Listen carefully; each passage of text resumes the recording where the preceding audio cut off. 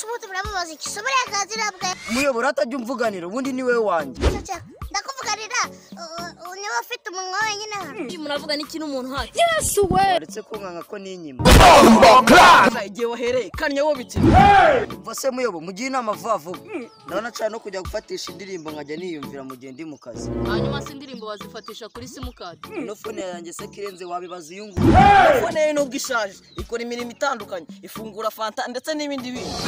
igiye kurangira n'ubundi mushaye muzadoda ndi muyobozi ndabona mwemunaniye cyane